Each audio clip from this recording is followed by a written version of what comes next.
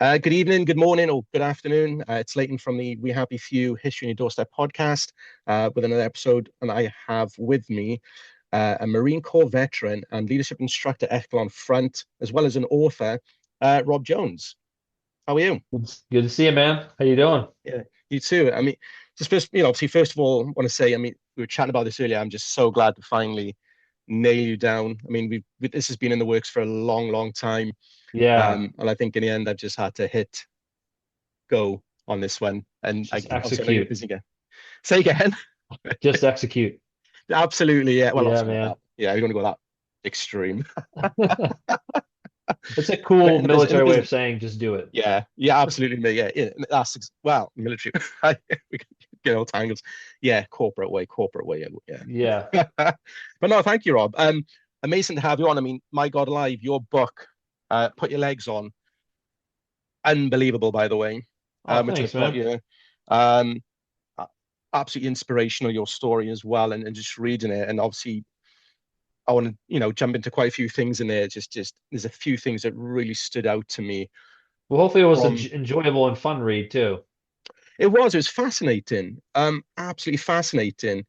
And I think what stood out for me is, and I feel like I can see it in your social media posts as well, Mm, is your drive, that you are so driven, in everything that you do. And I find mm. that really inspiring. And obviously, we'll come into even where that drive became, where it was just so evident. Um, but yeah, as first of all, it's just I suppose the first things first for me is obviously knowing your background. I know you're a Marine veteran. I mean, like my God, Hmm. like every Marine Corps individual I know, every friend I know, Marine Corps. Yeah. There is some form of representation of their past Yeah. anywhere, in the background when I talk to them, from my good friend Freddie Joe to Taco to Neil Farver, Mike Francis. If you've ever met Hmm. those two, if not, I need to introduce you to those guys. Yeah. Um, it's at the core of their soul, you could say. It's a big part of their lives, and I take it. Is it the same with yourself as well? Yeah, one of the funny things I've said before is that when you go to boot camp, you know how your DNA is made up of what are all the I don't forget all the letters on your DNA, like L, like your double helix is made up of L, P, G, N, all these different letters. And then, but when you go to boot camp, it all gets replaced with USMC, USMC, USMC. Yeah, And it's a joke, but it's true too. It becomes a very big part of you. You get changed all the way down to your DNA when you go to boot camp. yeah, absolutely. And I think I'm obviously I'm clearly not American. I'm British, and I I I feel like there's a very good PR team behind the Marine Corps as well. Even I'm passionate about the Marine Corps in some weird way. As I said to you before we started recording, everyone wanted a Marine Corps PT jumper, the green one, Mm. the zippy one was the most popular one, the zip jacket. And we couldn't buy them. We had to ask a Marine to buy Oh, them for really? us. Yeah. Yeah, Unless well, obviously, it's got a unique culture, and they rely upon that culture and the mindset of Marine to do their recruiting, and so they have a little bit of a different recruiting strategy, and it's less about what you can get out of joining the Marine Corps in terms of tangible things, and more basically what you're getting is you get the opportunity to be a Marine, yeah, and it seems to worked I on think it me. does. I think you're absolutely right. And I think it's a saying, isn't it? You weren't a Marine, you are a Marine. It's the Marine veteran. Mm, I think it's the same in the Royal Marines as well in the UK, is they're very um, passionate about that. And I met yeah. a British paratrooper on Hmm. Friday, and we were chatting. It was just a random meet. We just and we were chatting about how the paratroopers and the Marines in the UK, not to look down at the other infantry units in the British Armed Forces, but there's just something they're very proud about what they've achieved, and what they represent. And I feel like that's Mm, definitely the same in the Marine Corps as well. yeah. In everything, as I said earlier, from my friends, Mike Francis and Neil Farther, who do a podcast called Tales from the Corps, and it's all about looking at people's experiences in the Marines, or as well as other Mm, people as well. They've come across who they feel like they want to talk to. My friend, Mitch Taco Bell again, he was a pilot, but again, hmm it's so ingrained in his DNA. They're very proud of their service as well, regardless of what the MOS they were as well. It's great to see, and I think certainly from the British perspective, other than say that I don't want to speak for everyone. I feel if I am speaking out of turn for other, people who are listening, hmm I'm in the Air Force, and people aren't as I was a code esprit. Yeah. Then there's no tattoos on everyone of the globe and anchor. It's yeah. I don't know if that's just a British thing or it's more I of a think, yeah, I mean, I've heard that. My wife is from England, and I remember her mom and her stepdad came over one time, and one of his takeaways was he noticed that there's a greater, just from his perspective, he said that these seemed like there is a lot of more deference and greater appreciation for veterans over here than in the UK. yeah. I And I don't don't know how to disagree with explain that. that, to be honest with you. I know a little bit about British culture. I don't know that, I didn't grow up in it, but I can confirm that over here, people love veterans and greatly appreciate veterans. So, Yeah, no, I definitely don't disagree. I haven't been to the States myself a few mm, times. Even when working, is we're I hate to say it, in a hotel, going somewhere, yeah, as we're Air Force, that's what we do. yeah, yeah. But you're in the lifting uniform, and we're doing a layover, and shaking your hand in the lift. You wouldn't get that in the UK. Thank you for your service. You Maybe wouldn't. I think that British people probably also appreciate their veterans to a great degree. It's just maybe they're Mm, just not so outwardly yeah, spoken about it. Maybe I think in America people are probably just generally feel more comfortable to go up to somebody and shake their hand and say that.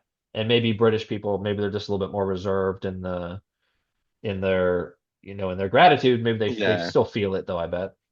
yeah. Of course. I mean, have you obviously other than at some point in your career, have you been to the UK outside of that, outside of your sporting achievements?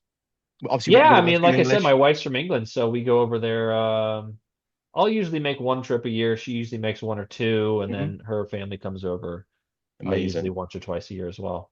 I have to ask, where in England do you go? She grew up in a town called Aylesbury, which is right No. outside of Yep, London. I do know that. And then when I met her, she was living in a place called Henley-on-Thames. Okay, yep, So yep. I spent the vast majority of my time going there. When we dated long distance for 4 years. I'd go over there probably 3 or 4 times a year for a couple weeks at a time, and that's where we were always, based out of was Henley. Gorgeous place as well. Oh yeah, great Stunning. town. And Aylesbury is funny enough is where I did my basic training, just outside Oh, no Aylesbury. kidding. Oh, I It's, didn't it's know that. yeah, yeah, but RAF Halton, it's just up there. Yeah, so I know, although I don't know the town too much because obviously I was only there, briefly and but yeah, so I know it very well. Yeah, Buckinghamshire. I would say yeah, it's Yeah, Buckinghamshire. Yeah, yeah, yeah, yeah. yeah. Aylesbury Bucks. That's right. Yeah, and yeah. Henry's stunning as well. Absolutely stunning. Yeah. Um, so go back to the Marine Corps. Going back to you. Why the Marines? Why did you join? What's the why behind it then? Because you were in college, if that's right. Yeah, I was in college and not doing very well in college. I was kind of basically failing. I was trying to be a computer scientist and I just wasn't a good student, to be frank. And I got to a point where I realized that I was failing my two primary CS classes and I wasn't going to graduate in 4 years, and I just didn't feel good about myself. And my best friend at the time, he had just joined the Marine Corps. And remember I was talking to him and he said it was the best decision he ever made. And I went, interesting. And so I, went to the website, seemed interesting. So then I went and read this book. I went to the library and researched the Marine Corps, and I found this book called Brotherhood of Heroes about the Battle of Peleliu. And it was just an incredible story of courage, selflessness, brotherhood. And I realized that that's what I was missing in my life. I was missing those things or things like that. So I figured if I wanted to go get those things, I should probably join the Marine Corps and then try and go to war and experience all those things. And so I went down to the recruiter's office, I think the next day after I finished the book, and just said I want to join the Marine Corps. And gave him the easiest recruiting job he'd ever had. And he just, I think I went down to MEPS, which is where you sign your contract, maybe that weekend or something. And I was in the Marine Corps, and then I called my parents and tell them what I did. But how long then before you signed the dotted line to start in boot camp? How long did you have? I joined a program called the Delayed Entry Program. Uh, so I was going to be a 92, what's called a 92-day reservist. So basically, I finished that year in college, went to boot camp that summer, finished my last year in college, and then I went back to finish the rest of my basic training, which was Marine Combat Training and Combat Engineer School. And then I just went to my reserve unit. Wow. I have Paris Island or San Diego. Everybody east of the Mississippi goes to Parris Island, so I went there. And how was that? Was it obviously you must have watched Full Metal Jacket, Jarhead. How was that experience, yourself in terms of differentiating from what you saw on screen? I mean, did that, yeah, what was it much of a difference? I had, Similar but pretty different. I mean, they can't hit you anymore, so it made yeah, it, a lot less threatening. Yeah, and I yeah, think I realized the worst they were going to be able to do to me was scream in my face and punish me with, physical training, or just push-ups and all that stuff would end eventually. I don't know. Boot camp was definitely the hardest thing I'd ever done at that point, but looking back on it, it was pretty easy. You just scream as loud as you can, move as fast as you can, and then just put out physically until you are exhausted, and that's all you got to do. And there's certain things technical things you have to be able to do, like you have to be able to shoot a rifle well, you have to pass some tests, some academic tests, you have to be able to pass a swim, all these things. There's stuff like that too, but the ins and outs of boot camp are very, and just realize it's all a big game. It's all a big game. You're never going to be fast enough. You're never going to be strong enough. You're never going to be good enough. And all those little things that they say if you're just fast enough we'll stop, then it's just not true. They're just going to punish you until they run out of time, then you're going to move on to the next thing. yeah. That's that's an excellent explanation of just. I think we It's funny become. too.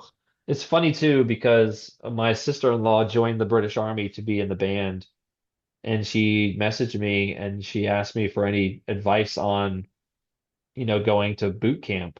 I told her a bunch of advice that was relevant to Marine Corps boot camp. Uh, not knowing that British Army boot camp was going to be significantly different from that. Like they lived in barracks and stuff, and they had access to their cell phones and all sorts of things. And I went, oh, so basically none of the advice I really gave her was all that useful. Like they're going to be, they're going to scream at you, they're going to punish you, and she's like, oh, I don't know that she had that experience, but I think it's um, changed a lot. Yeah, I think cell phones was, they're not what they are today. When I went through, God, as I count the years now, it's 24 years ago when I went through it. That was a very new thing. So it wasn't smartphones, it was text messages, and I don't think we got yeah, text messages down when we were out. That had to stay with our belongings, if I remember yeah, they took rightly. them away, and just the Yeah, fact that she would lived in a barracks room. We'd had a squad bay with 90 just bunk beds in it. Just a when you say big long squad room. bay, what is squad bay? Sorry, I've heard this phrase. I should have Just a asked somebody big else. long room with a bunch of bunks. That's all it Yeah, is. that's all it is. Squad bay. Yes, Yeah, a bunk bed, right? yeah, yeah, yeah, A yeah, yeah. rack. You've seen a rack. Well, you've seen Full Metal Jacket. Yeah, Yeah, yeah, of course. like Yeah, yeah, yeah, that. yeah, yeah, That's a yeah. squad bay. That's the Yeah, squad bait. Got you. Yeah, yeah, yeah, yeah. I always wondered. I wasn't sure whether that was just like what you said, like a barracks type thing, or if it was like an area where you guys just sorted out your kit, which it is in a way, but away from yeah, your bed, and that makes a lot of sense now. And yeah. that's probably a question I should have asked some of the other guys I know when now I'm doing it on this, and I feel like it's it. But no, it's yeah, you're right. We were in barracks, and you said 90 guys. Yeah, 90 recruits Wow. ish. Okay. Yeah. Although there were I want to say 60 to a flight. I want to say around that. But that was spread over 4 rooms in what we call a barrack block. So Oh, very okay. different and not bunk beds either. Oh, okay. Um, Yeah. So I'm not saying anything against it. I'm just saying it's mm, funny because I very had that different. experience, and Yeah. she asked me for the advice, and I just gave her all this stuff that she probably wasn't able to put into use. No, I know. Well, even now they got duvets. I hate to say it. They have Oh, duvets. really? A nice little blanket. Yeah, we didn't. I get to do bed packs. Like, and honestly, we had to fold them all in. Like, if you Google British Army or British Forces bed packs, it's like these woolen, but blankets. You have to sort of tighten up the squares. Yeah, we Mine just had like stayed a as always. green double-sized wool blanket. I didn't even sleep Yeah, under it because I wanted, but didn't want to mess up my rack, so I just slept on top. same year, same year. Just tightened it up in the morning. I think I Yeah. didn't. I think pillows. I can't remember what I did for the pillows. I think I didn't even slept on those properly. I think I took the covers off and just slept on the bare pillows until, Oh, okay. just put those. I'm sure I did that. I'm trying to remember now. You've got me thinking now. But yeah, you try to as you learn this, so don't you? As you're going through basic, the little tricks. Some people might pass it down from previous, other intakes ahead of you. Little, some might steer you wrong, but you do learn the little things. We cordoned off, the latrines, the toilets, the sinks, because we didn't want them touched, so we could only focus on the least amount of work necessary Hmm. for the next day as well. So we did stuff like that, and little tricks like that. Yeah, but the drill instructors have seen so many platoons, they know all your little tricks. Of course And I do. then, so if you sleep on top of your rack, they just go over to it and yank Yeah, it out, flip it yeah. over. So, they know they're not going to let you get off easy. No, no, no, they don't. And like you, I mean, they shouted at us. They obviously didn't knock us around because we're the Air Force. We don't get that in the hotels. We don't during basic training. Going to get us ready for that. Yeah. But the worst thing they probably did for us is just throw your shoes out the window. And there was a TV series on at the time called Bad Lads Army. I don't know if you guys have heard of that. Mm. And it's basically get bad lads, put them in the army, put them through basic training. So they'd say things to us, and they had literally quoting from this show. I think one of the recruits that we had, little Scottish guy, got told that if he fucks up again, he's going to have a pencil rammed down his ear, and she will stamp on it. And she was very, she told us afterwards that she got that from a TV show that was on at the Yeah. time. She felt very bad about saying it, but that's about as bad as get, yeah, kit out the window. Or if you're my mistake when, coming back, and there's a couple of guys ahead of me, and this one just turns around and goes, "Oh, you don't want to work in there." I think, why, what's happening? And says, "Yeah, you don't want to." And my kit had been just literally pulled out of my locker and thrown across my bed, only Oh because man. my key, I never took my key to my padlock with me. Obviously, we had to lock them up. I used to put it under my pillow. Now, if they'd gone looking, unlocked my personal locker, found my spare key, used that to unlock my kit locker, and they just pulled everything out. Oh man. Yeah. But that's as bad as it got. It's, Yeah. yeah, they'd flip a bed again, but I don't think they can do that now. But so moving on, obviously combat engineering. So yeah, we could talk about basic training, for a while there, but True. where did your career take you then in the Marine Corps once you'd finished your training? So my reserve unit when I was at Combat Engineer School was calling for volunteers to go to Iraq in 2008. And so, yeah, like I said earlier, I wanted to go to war, so I volunteered for the platoon. But when we got to Iraq in Habbaniyah, things had calmed down a lot. So we spent the vast majority of our time using our metal detectors to find old weapons caches so that we could go out there and get rid of them.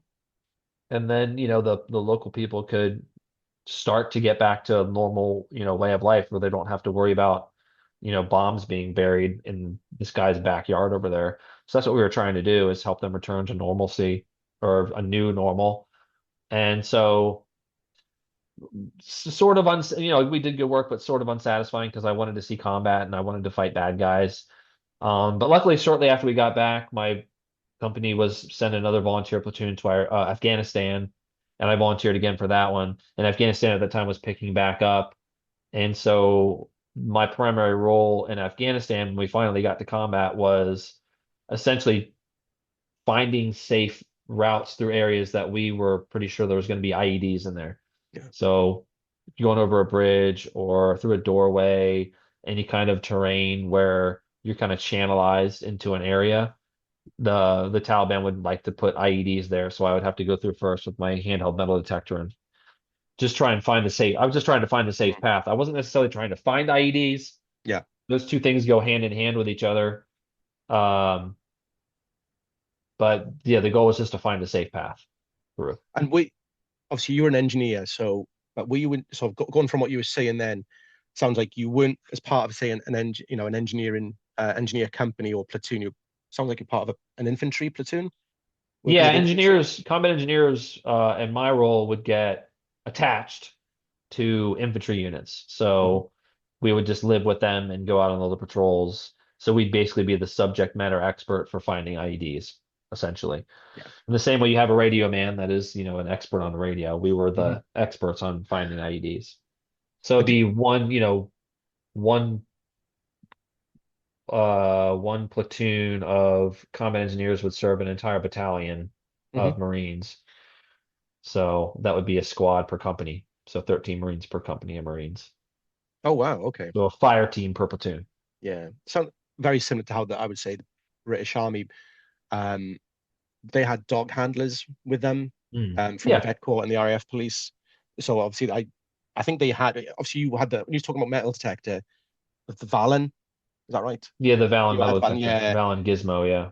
So I think, but they not necessarily engineers as such. I think they were different in terms of they were part of, from the British side, if I remember rightly, just from my experience when I was, in Nadia, is they were with the EOD team, and so they'd be with them. I'm trying to remember off the top of my head now, um, but certainly I think the infanteers were trained as the point man, the Valen man, as they call them. Right. And obviously Okay. they'd have a dog handler as well. Yeah. I'd have to speak to somebody about that, but yeah, there's certainly a dog handler. Yeah, I know, really interesting. I mean, and how was that for you? Where were you operating in Afghanistan? We were a place called Sangin, which we Yeah. had just taken over from the Royal Marines and the British Army. Wow. Okay. Yeah, so we moved in order to take that area over from them. And yeah, I got the opportunity to work with some British soldiers, some Royal Marines, and they were awesome. And they, I think they hung around for a little bit while we, ripped with them. And then once we were ready to take over completely, they headed out, I think. Um, yeah, we were in a place called Sangin, and it was pretty, it basically had been controlled by the Taliban for several years up to that point. And so it was our job to clear them out, and use the clear, hold, build strategy to start building relationships with the local Taliban. I know. Yeah, it's Sangin. Yes. Wow. Um, Sangin, as you So guys like to that say. is a hotbed. I mean, my God alive. I mean, that is even I know that. I mean, just because of I think the Royal Irish were there. I want to say Musikala. I want to say 2005, 2006, which was Yeah, we did very. Musa Kala, Musa Kala as well. We did 2 weeks in Musa Kala and then moved over to Sangin after that. And yeah, all that whole area, I forget all the names of the towns and everything. It's been a Mm, while, but that whole Helmand province area was yeah, one of the areas with more fighting in it than a lot of other places. I mean, there's fighting going on everywhere, but I got yeah. taken out pretty early on, so I didn't get to experience a lot of the harder combat that was going on for 3-7, but yeah, it was pretty fun. What year? What were? Sorry. What year were you in Afghanistan? If you don't mind me asking. 2010 during the summertime. Oh wow. So fighting season as well. Yeah, yeah, definitely. Yeah. I know what you mean. I know what you mean. I think 2009 was very a kinetic tour as well. I Mm, mean, I was there winter 2011, and hmm when I was on R&R, I bought a book called Dead Men Risen about the Welsh Guards in 2009 and Panther's mm. Claw. And I'm reading this book and I'm thinking, oh my God, I'm going to all these places. And it was just IED central. But thankfully, I think Yeah. what the work had been done, it sort of resolved that.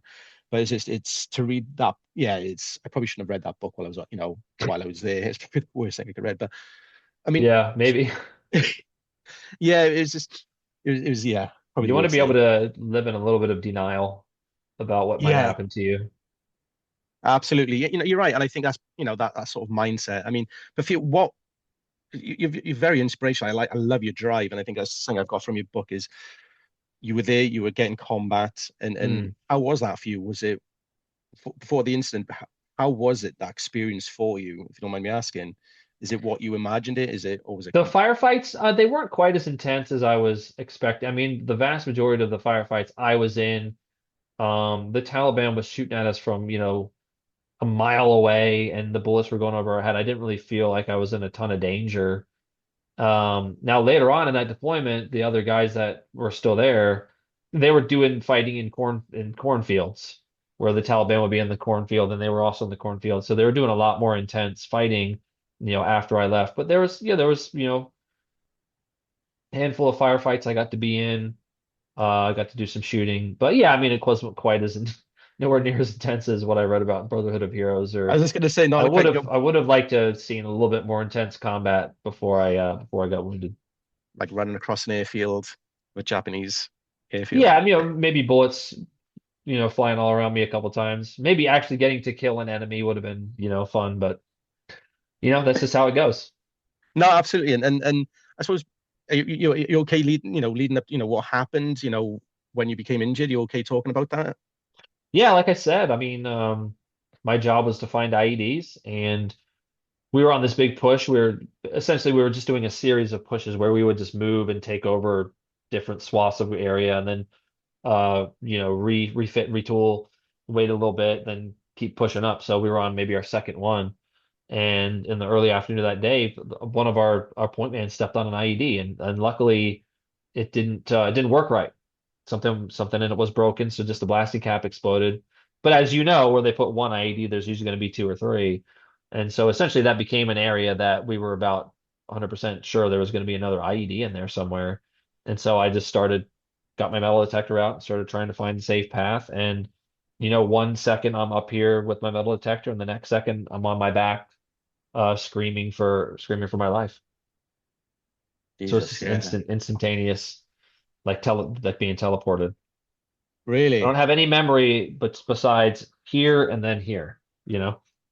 Yeah. Wow. I mean, I was knocked unconscious, I think, but then I, woke up about 20 and, seconds later or something like that.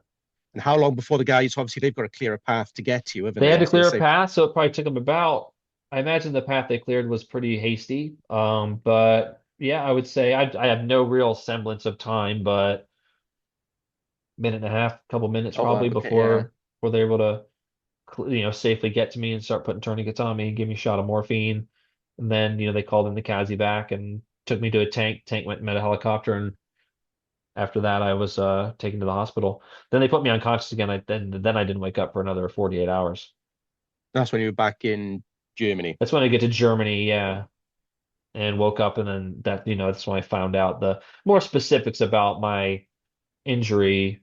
Like I knew my legs had been severely damaged. I was going to lose some parts of them. I knew that they were Mhm. gone. I didn't know how high. But then that's where I found out above the knee, and it's basically the most relevant information I found out there was the Yeah. level of my injuries. And how long were you in Germany then before they could, I take it was just to stabilize you and then Yeah, I further. think just stabilize and get you on the first flight back to America. I think I was less than 24 hours, 12 Oh, wow, hours or that something quick. like that. Wow. Yeah. That's incredible. Yeah, no, it's amazing that you can be that severely injured and then be back home in 4 days. Yeah. And I think that's something, I think the medicine in Afghanistan was insane in terms of, developing it for the civilian world as well. Yeah, Because you the were, doctors are amazing. The things they learned about how to treat traumatic injuries and set people up for prosthetics and everything like that was incredible. The technology that came out of it, the with in terms of prosthetic legs and prosthetic limbs was incredible. Um, I also benefited from the fact that my injury was, pretty straightforward. They just needed to amputate at a certain level, and that's all. I didn't have a lot of additional yeah, injuries besides just the legs, so yeah. I was fortunate. No, yeah, no, absolutely. And it's what I found in your book is you had this drive like immediately to you were setting yourself goals, felt like, or you always had these goals to achieve.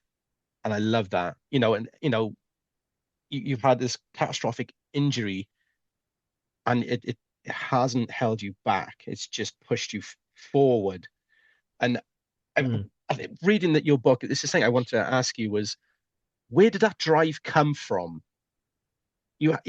Everything was a challenge, but you wanted to meet it head on, and you did, and it's yeah, it's inspiring. It's where did that drive? Yeah, was it always there, or was it just the circumstances? Was it passed from family?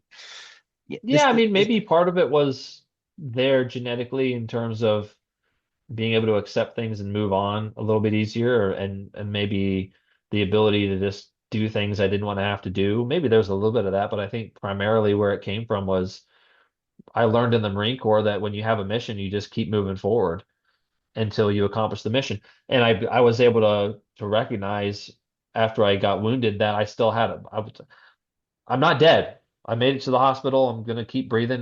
My heart's gonna keep beating, and so therefore my life will continue. And I still have a mission, which is to I want to have Live. a good life. So I just once I recognized that, then all these possibilities opened up for me, and I just started picking things to try. And you're lucky you get a pathway pretty quickly is illuminated and given to you early on because you have to recover. So and they had a system in place to recover double above the amputees. So I just got plugged into that system pretty quickly. So I immediately had a pathway towards I was doing something. I was being busy. So this is what I need to do in order to continue on. So I was very fortunate in that. Now then I went into that pathway and I started trying to figure out how I can take it to the next level and how I can make myself even better from within that eventually. But yeah, I was very fortunate that I had a pathway early on and just I recognized that I still have a mission and I need to still have a good life and I need to figure out how to do that. No, it's phenomenal, mate. Yeah, absolutely. And I think, it was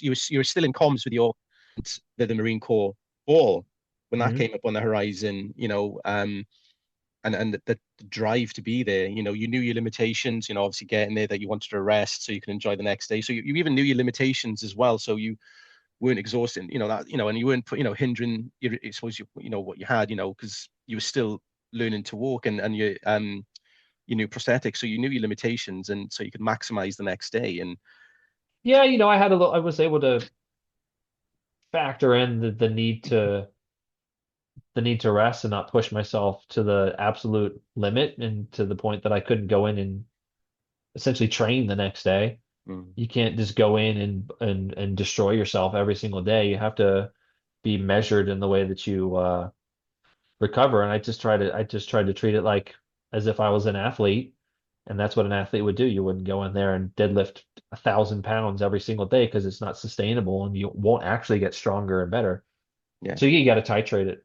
And then yeah, having that goal of being able to go to the Marine Corps ball and see my buddies and show them that I was going to be okay. And that was a really important goal to me. So it was another thing that pushed me forward and made me want to uh come in and stay longer and push myself even harder. yeah. And do you still keep in touch with those guys? Yeah, we don't talk every day or anything, but No, from no, time to yeah. time, yeah, yeah. In the same way that most men, stay in touch. You Every talk six to them once weeks. a year. Yeah, once a year or something like that, once every 2 years. Yeah, yeah. Hey, how's it going? Good. All right, see you in two See you years. later. Yeah, yeah. That's exactly it. I haven't spoken to my Yeah, veterans for man. about 6 months. Yeah. Um, and yeah, no, I agree, and that's it. And I think then, going from there, and obviously you were in the Paralympics, Yeah. what, 18 months later? Yeah, what, July of 2010, September 2012. So a little over 2 years, I guess. Yeah. 2 years, And two and have a you got a quarter. sporting background? Because that's a hell of an achievement, by the way. Not really. Well, I played sports as a kid, but no, not really. I mean, I worked out a lot in the Marine Corps, but when I went on my first deployment, I found this website called Jim Jones, GYM JONES. They were the reason I found the website was because their trainers trained the actors for the 300 movie. They made them Oh all wow, yeah, chiseled and everything. yeah. So I was just really fortunate that I found that website because the guy that was writing a lot of the content, he was named Mark Twite. He was a former climber, and he was writing about training and how you can connect your mindset to physical training. And so I've read like everything that I could read on that website. And so that's kind of what imbued me with a little bit of at least a little bit of technical or philosophical knowledge about how to be an athlete and how to approach it. I'd never really done it in that way before. Um, but I at least knew all these, academic philosophical things about how athletes need to train. And so when it came time for me to be an athlete, I kind of had that prerequisite knowledge so that I could apply it. And what what inspired you to do that then? Is it, I take it, a challenge or? Sort of. I just wanted to find, I found out about the Paralympics because I was just looking for ways that I could still work out in the gym hard. I found out about the Paralympics. I saw they had rowing. I knew rowing was a hard exercise. And then it just a lot of things had to fall into place where a Navy veteran that was running a disabled rowing program down the road came into the clinic one day and I met him and I expressed interest in rowing because I learned about it. And he said, well, you should come and join my program and try it out. And I went, okay, awesome. I did. And then he knew a young lady that was wanting to go to the Paralympics. That was a double above the amputee. And we met and we, got along and we rode well together. And then it just so happened that she was able to go and she wanted to go. And so a lot of things fell into place at the right time. Then I retired and I had needed something to do. And so I figured Paralympics are coming up, so I should try and go to the Paralympics. Amazing. That's phenomenal. I mean, people spend their life wanting to, go to something, something like that. And Yeah. I think again, it goes back to that drive that you have Mm, and to sort of always pushing yourself to the next challenge. And my God. And how yeah. did you do in the Paralympics, by the way? We won bronze. If we had another year to train, maybe we would have won gold. But I didn't figure out that I wanted to go to the Paralympics until a certain time. And then yeah, if I could do anything, I would have just started training for it 2 weeks after I woke up in the hospital. But I didn't, you only figure things out as you figure things out. Um, but yeah, it was amazing. I mean, the best thing that came out of it was I met my wife there.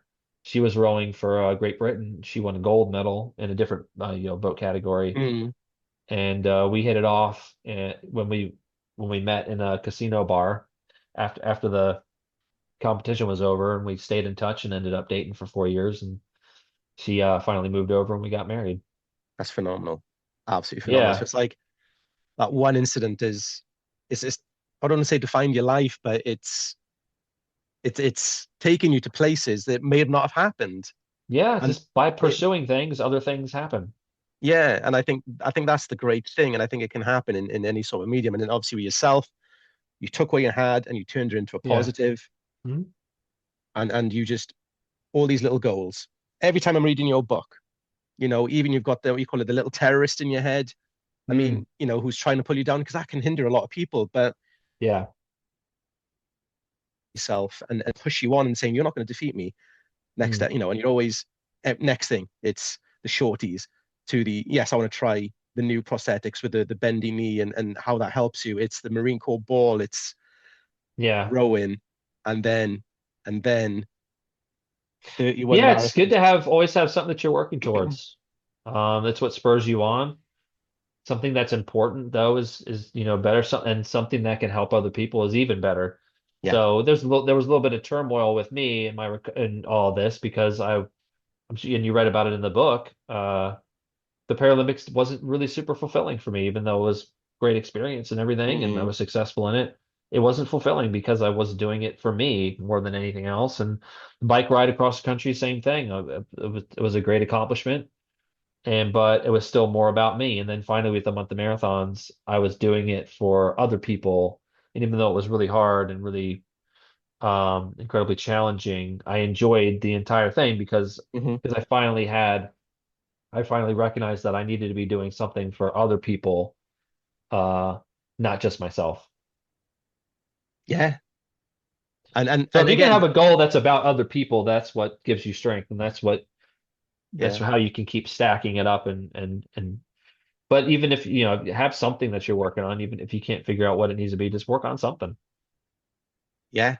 I couldn't say it better myself. I mean, my God, yeah, you're right. I think you're right. It's I suppose if you're just doing it for yourself constantly, it's probably going to feel quite empty at a certain point, and you're going to get bored as Yeah. well. But doing it for other people is what can I do next? And so for the month of marathons, and what brought you around to that, and who were your Yeah, I don't focus? know I don't know if you've noticed this in the UK, but in the beginning of the war in Iraq and Afghanistan, all veterans in America were kind of seen as noble, strong, indomitable heroes. But by the time 2015, 2016 rolled around, all veterans were essentially broken heroes. I mean, name me a movie with veterans in it where the veteran character, like a movie or a TV show or a news story or a song where the veteran character, every single one of them is just essentially hopelessly haunted by what ways they've seen and Mm, constantly on the cusp of implosion. Like name me a movie or a TV show where the veteran character isn't that. mm, And you basically can't. I don't think I can think of one. no. Besides the news stories that I'm in with the month of marathons. Is basically that's the angle that everybody was taking. And while it is a true thing that can happen, it wasn't me, and it wasn't my friends, and it wasn't the vast majority of veterans. And I didn't like the fact that that was the only story people were hearing. I didn't like it. And so I figured what I needed to do was um, change that perception back uh, to, or do what I could to change that perception back to what I thought it should be. And the only way I could figure on doing that was to create my own story. And the story I figured I should create was a guy that ran all these marathons because that was something that I was interested in doing too. So I figured out a way to link together something that I was already interested in wanting to do and a way I can help other people. And that's the Amazing. key. I mean, that's the best you can do. If you can link those two things together, that's awesome. Yeah. Always opt towards ways you can help other people, but if you can link those two things together, that's even better. Oh, absolutely. I couldn't agree more.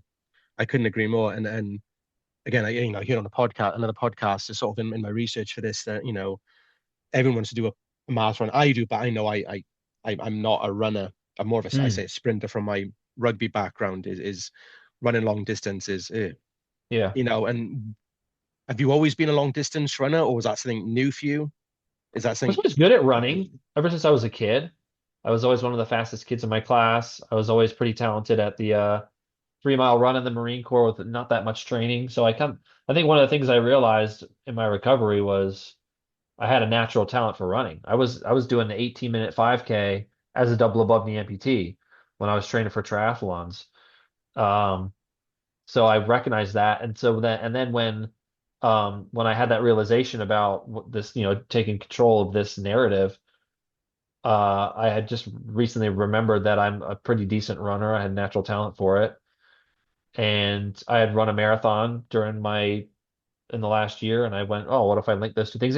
And I also had heard about a couple people that were running a bunch of back-to-back marathons in various places, and I went, oh, that could be something I could do, and I would run it in a bunch of different cities so that as many eyeballs would be on it as possible. So yeah, I always kind of I never really ran that much long distance till after I was wounded, but I was always kind of had a natural talent for running. And then the idea of doing them back to back to back to back times 31. Yeah, I I mean, want to do wow, something that people would essentially think was crazy, or it they would is. think it wasn't possible. Well, no, Yeah. it's not crazy because I was successful. No, you didn't, and Since absolutely I was right. Like, successful, I'm a genius. oh, absolutely. And If how I many people? failed, then I would have been crazy. Yeah, and that's. But how many people then have done it since you? Then have people done it since? Well, as a double above me amputee, I don't think Or so. anyone, or even anyone. There's plenty of able-bodied people that have done that many back-to-back Mm, marathons. Well, I don't know about plenty, but there's not an insignificant number of people that have done, similar things. mm, Um, so yeah, I mean, I have no idea. I know that there have been many double above knee amputees that have done yeah. it. Hopefully, Um, somebody sees your story even now and can take something from that and do it because you've well, done it. that's kind of And the purpose too. Yeah, is creating a story out there, getting a story out there for anybody that they can see and go, oh, well, here's a guy that lost both of his legs and then did all these things. Maybe I can do it too. mm, Yeah. yeah, and I took this again. You read a book called The Tribe. I want to say Sebastian Young. Yeah, I've read it. I mean, Sebastian Younger. yeah, yeah. It's obviously I've heard you speak about this on another podcast, and Okay. the wounded is it the wounded veteran that part where it's all about taking personal accountability for The podcast name? oh no the is it the book you're reading, is it the tribe, the book The Tribe, I know that Tribe is a book that I have read, and I and it probably talks, would have is talked it about it. and it's I don't know if I'm remembering the exact moment in time and I think it's all that about you oh, heard. I find the notes now that I made earlier. it's all about the wounded veteran, I want to say, where Yeah. it's all about, you have to help yourself as well. You can have all the help given to you, but you've Yeah. also got to help yourself in that recovery. Well, And yeah, people aren't going to live your life for you. yeah, I think Yeah. that's Yeah, maybe what I was talking about was I realized that the physical therapist wanted me to be successful and they were giving me all these things to do and wanted to help me. But at the end of the day, they went back to their life. I went back to my life. yeah, So if I didn't want to do the physical therapy that day, they would go, okay. yeah, And it doesn't really affect them no, because they go back to their life. So they're not going to do it for me. They can't do it for me. And so if I wanted it to be done, I had to be the one to do it yeah. as much as And they did want to help me. exactly that, and if you're not going to help yourself, then it's no skin off their nose. And again, it's going back to, in your book, you were getting up at 6 o'clock every morning, and you Yeah, something wanted like that. Yeah. Therapy started at 7, I think, for me. and you wanted And I extra think I was out of there sessions. at 2 or 3. Yeah. Yeah, and you wanted the extra sessions, you wanted more, you I just wanted, stayed. I mean, I only got the 1 hour session with my physical yeah, therapist, and I just stayed and I just did my own thing. Or she would just keep giving me, if she had other patients, yeah, they would just keep say I would say, all right, I'm done with that. What should I do now? And they'd go, all right, go do this drill over there. go And I would walk just over go there and do back. it. Yeah, Yeah, yeah. yeah, go over there. Leave me alone. And I'm I just busy. stayed. Eventually I just tried to become a little bit more self-sustaining. But yeah, I just Yeah. there's no reason I Uh, needed to leave. no, and I think that's it again, because you could sit in your bed, and this is definitely a question down the line, and binge watch Seinfeld or read books, you 24. know, I or was watching 24, that. yeah, 24, yeah, 24. And you could have done that, easily have done that, and drank, ate crap food and crap, drinks, but you didn't. You were there to, I want to do this. You had goals, Yeah, and sitting in your bed, you're not going to achieve those goals. So again, it sort of all feeds into this drive that you have, and yeah. brilliant. It really is. It's just you've seen everything as, and there's goals, and I love that, and I know I keep on Yeah, and it repeating just that, but boils down to the fact that I wanted to do it. yeah, That's really all it is. If you want to do it, then you'll do it. If you go don't and want to do it. do it, Yeah, then you won't. that's on you. And Yeah, luckily, I had a good reason. I had a reason that made me want to do it. And a lot of people don't have that. no, no, that's amazing. And how did you? So moving on to, obviously, I know we're coming up close to an hour. How did you come on working for Eklund Front then, and then Jocko? How did that come about? Yeah, so I went on Jocko's podcast when I was preparing for the month of marathons. He was gracious enough to have me on. And then so I went on the podcast and he had me on again afterwards. And also during afterwards, I started getting asked to come and speak at various things. The Speakers Bureau reached out to me and asked me if I would be on their, role of speakers. And I said, sure. And I haven't really done that much speaking, but slowly and surely I figured out how to get better and better at it. Um, until eventually, I was okay. I was doing okay. But when in 2021 or something like that, I think 2020, somewhere in there, my friend Jason Gardner, who is another instructor at Echelon Front, he invited me to do something that we call battlefield review, where we go out to Battle of Gettysburg and we go through the battle and learn the leadership lessons there and how to apply it to our lives. And so he invited me out there and I went and did battlefield as an attendee. And the only thing I really had to talk about from a professional standpoint was trying to be a motivational speaker and doing all the speaking. And at one point, Leif, the co-founder of Echelon Front, he and co-author of Extreme Ownership, he came up to me and he was asking me some questions about, well, how do you get events? Does your speakers bureau do anything? And I said, no, they don't do much. And he said, well, why don't you, come over and see, check out what we're doing, see if you might be a good fit in Echelon Front. And I went, well, if you're going to offer me the dream job, then I'm going to take you up on that. I'm going to say yes. So, they got me plugged in with the operations team and they started sending me out to some events that other instructors were doing so I could just see what they were doing and see if I thought it might be a good fit. And then I said, yes, I want to do it. And they said, all right, let's see if you can do it. So they started sending me out and it's a process in which you get increasingly more opportunity to speak until eventually they decide whether or not you would be a good fit as an instructor. And luckily, unfortunately enough for me, they said I'd be a good fit for the team. And they brought me on as a full-time instructor, and I think this is going to be, I'm in my fourth year, and it's the best job ever. And do you think that feeds into going back what you said earlier about helping others? as well. Yeah, I every time I get to go on and do an event and I teach a workshop or I do a keynote afterwards, I just sit there and I just absolutely cannot believe that I get to be an instructor at Echelon Front because there's so many people that would want to do it. And it's like, me, really? And I'm just so thankful and so feel so much gratitude that I get the opportunity to be on the team. And I'm like, well, how did I get to be the one that got the opportunity? And not to blow, toot my own horn or anything, but I did. I guess that it came about because I just tried to do things. I tried to help people, and I picked really, really hard things to do as a way of helping other people. And because of that, opportunities came my way. And I didn't sit there and pre-plan it or anything. I didn't go, oh, you know what I'm going to do is go to the Paralympics and then ride my bike across the country, and then that's going to create this opportunity and that opportunity, and then maybe one day Jocko and Leif will. I mean, I didn't do that. I just Mm. did the thing because I knew it was the right thing to do. And if you do that, then yeah, good things are probably going to start happening for you. Opportunities are going to present themselves. So just do the right thing for the right reasons, and in the end, you'll get ahead. I couldn't agree more with that. And I think you're right. It's just, yeah, I think that's wonderful. And yeah, I'm trying to think of the right words, and I don't want to get them wrong, Yeah. but yeah, I think what you said is wonderfully said. You said it, really well. And And same thing with when my wife. I mean, I joined the Marine Corps. I did something that most people probably wouldn't want to do. I took on the job of finding IDs. I got wounded, decided to go to the Paralympics, met my wife, and now I have a beautiful, awesome, amazing family that and it's the same exact thing. I just did things that I thought were the right thing, and it yeah, worked out and for me.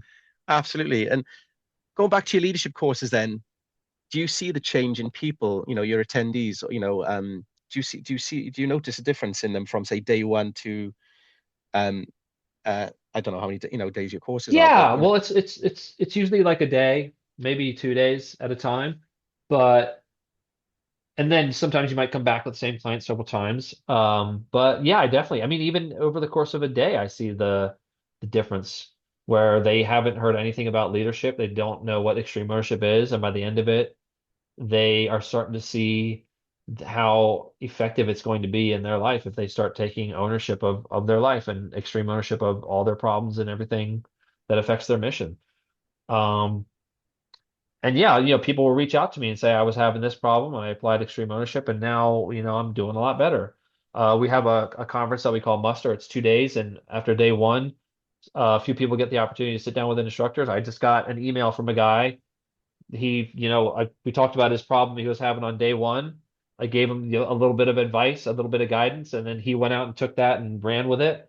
And he just emailed me just now saying, everything's getting, I'm on a good pathway with solving this problem. So yeah, we see major differences. There's people come up to us all the time saying extreme ownership saved their life, saved their marriage, saved their wow, job, saved their company, um, allowed them to lose hundreds of pounds, all these different things. It's all just extreme ownership, and it's all just taking complete responsibility for your life and what affects your mission in life. wow, that is absolutely That's why I have the best yes, job ever, man. I get to help people. yeah, and I love that about you. And it's not about you. It's about everyone Yeah. else and helping everyone else. And you got yourself to a position. I think the drive immediately, it's really evident in your book. Um, and I have to say, I laughed as well in your introduction. I think I don't when your brother, say calling you Lieutenant Dan. I mean, the Oh fact you yeah. included that, you sort of made light of it, and the fact that you're able to do that as well. I chuckled because I thought, man, this guy, he's definitely military, by the way. So the only military guy would say that kind of joke. Yeah. And but the introduction from your mother, or sorry, the forward from your mother as well was beautiful. It was Yeah. just wow, just everything about it is gold. Next step, next thing. What's next? What's next? What's next? Yeah. So what is next? What is next? How's nice I leave it don't there? know. I don't have anything big planned. I mean, honestly, if I could just keep what I have rolling along and just Hmm. making steady improvement on what I've got already, um, that would be amazing. If I could just keep raising my family and growing my family and making that better and just keep improving as an instructor at Echelon Front, keep building that helping that team and company build and grow and the message grow. If I could just keep doing that, that'd be awesome. That's brilliant. And obviously, as we obviously come to the hour, because I don't take so much of your time. Again, going back to your book, you do a lot of reading, you do a lot of watching TV. Mm. How do you unwind now? Or what was your favorite book? Or what kind of books do you read? What kind of TV shows do you watch? I mostly listen to books at this point, because with kids you have a little bit Yeah. less time to just sit down and read. But if I'm working out in the gym or if I'm pushing my daughter on the swing or doing the dishes or fold laundry or things like that, I can have a book in one ear or a podcast in one ear or something like that. Um, yeah, I like to fish. I like to work out. I like to just do things that my kids are interested in, spend time with them. My wife and I like to spend time, doing stuff outside, camping. We'll watch shows at night sometimes to unwind in that way. Um, there's not tons of unwinding that occurs because we're usually done with the kids around 8 and then we go to bed at 9. So Yeah. there's not tons of unwinding time. Yeah, So you yeah, of have to course, yeah. stay just kind of be comfortable being wound. Um, but also just be able to find enjoyment in the fact that you're spending time with your family, which is the most important thing you can do. And just even though sometimes it's not easy time, is just have to be able to be comfortable and be happy in every moment of that. Ah, that's amazing, Rob. Thank you so much. That is beautiful. And then if people, obviously, I've taken an hour of your time, and my God, that's No worries, flown man. by. If you want to get a copy of Rob's book, I am going to do a giveaway for our patrons for Put Your Legs Away. Um, I'll do a giveaway, for our patrons. And Rob, thank you so much for your, yeah. I'll have to thank Ben for this, Yeah, after this, and for he'll be hooking us happy up. to know that finally made it happen. Absolutely, and you obviously going back, you mentioned Brotherhood of Heroes. Have you ever Yeah. been to Peleliu? Do you ever get, quick one? Do you ever got the chance to go to Peleliu and No, any of that'd the be cool to battlefields? go. I don't That'd be know how awesome, even wouldn't it? do they let people go there? They I don't. do, They do. they That'd do. be I'll have awesome. I'll have to send you. Did I send you a sledge figure? I can't remember if I did or not. Yeah, you did. Yeah, yeah, I got it. It's on my son's dresser right now. I got some sand from Peleliu, by the way, if you want some. Oh, that's awesome, man. I'll have That's to send cool. it. Again, I'll have to hook you up with these guys. Tales from the Core, Neil Farther. They went there with Scott Gibson and played at Akak Haldane, Oh, and cool. they went there. Amazing. You got me some sand. So yeah, I have Ack. Jeez, man. Akak Haldane. Yeah, he's a good guy. Yeah. The core lost a good one. Canadian though. He's But yeah, man. Canadian. He is Was he Canadian. really? Oh, So I didn't remember that. That's good. That's fine. Canadians are awesome. I'll tell him that, mate. He's a good lad. I know a lot of good Canadians. He's a good one. He is. He is a good Canadian. Yeah, man. But no, Rob, thank you so Oh, much for your time. the actor, The not actor, the Ack actor. Oh, himself, the not Akak. actor. No, Oh, the okay, actor. okay, Yes, okay. Scott. Yeah, No, okay, he's gotcha. Massachusetts. Akak is. I want to say Massachusetts. Yeah, that would have Yeah. surprised me yeah, but it's not surprising. He went Or to college it's with not like a it's Medal impossible. of Honor recipient. Oh, what was his name? Hmm. For a football program from his college. Oh, there was a. But anyway, that's another thing. Yes, mate, Rob, thank you so much for this. I'll get this, released for our patrons hopefully tomorrow, and then obviously I'll put on general release, a day or two afterwards. But no, thank you so much for your time, and Awesome, man. I've loved reading your book. It's inspirational, and I've loved talking to you. I was really, really nervous. I'll be honest with you. But no, it's the time's flown by, and I just want to thank you so much for your time. Thanks, man. I appreciate you having me on. It's been great talking to you. We'll talk to you Uh, soon. Chat to you soon, mate. Right, I'll All right, just see you later. see you after.